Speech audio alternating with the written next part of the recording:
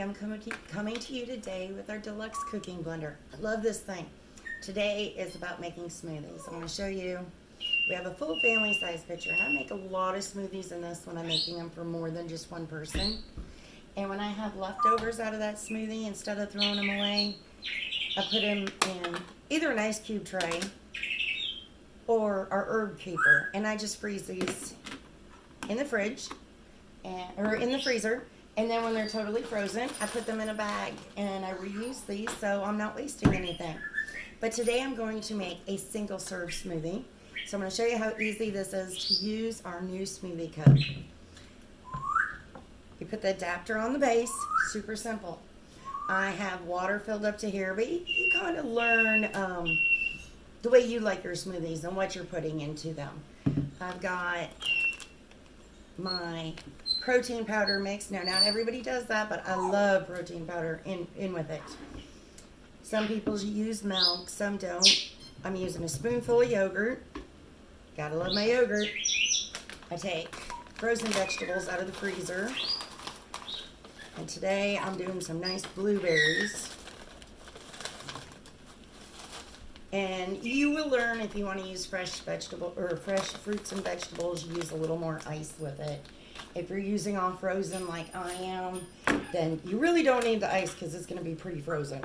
Now when you pop, these actually pop out. I'll show you that again. It's so simple. Actually, this is the easier way to do it. Put them upside down and just start popping them out. And then you put them in your bag. Super simple. I'm going to have a purple smoothie today. Love it. Okay, and then when I have extra like that, I just freeze it. So now I know I'm still getting my frozen vegetables and fruit in here. When you're done with that, put the lid on it, as long as you don't put too much in it.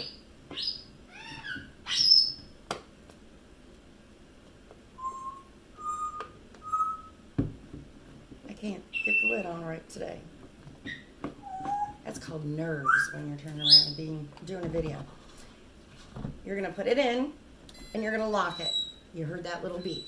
Now what you're going to do is rotate until you hit the smoothie setting. And your settings are up here. And just press start. Now it's going to get loud and I'm going to let you guys watch this. I'm going to give you a few hints or tips for using yours. If your smoothies come out too frozen, add a little more water. If they're coming out too liquefied, you're not adding enough frozen food to it. You could do fresh vegetables, you can do fresh fruit, you can do frozen vegetables, frozen fruit. And the reason why I like to freeze mine is because a lot of those cubes you saw me put in already have vegetables in them. And you could use our kale packs too. That's really good for you. Okay, it's going to get loud and you're going to see how long it takes to make a smoothie. Oop, as long as I don't shut it off.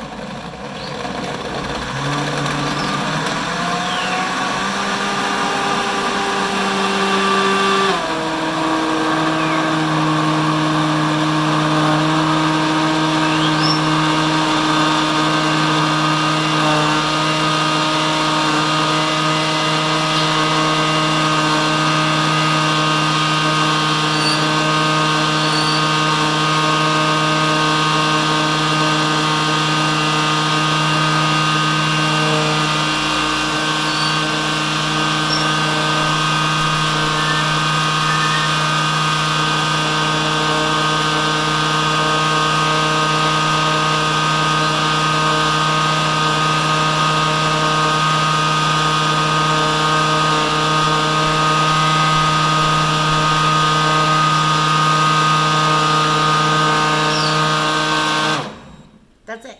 Hear it beep? It's all done. Now just remove it. And now our smoothie cup not only comes with the adapter that you see me use.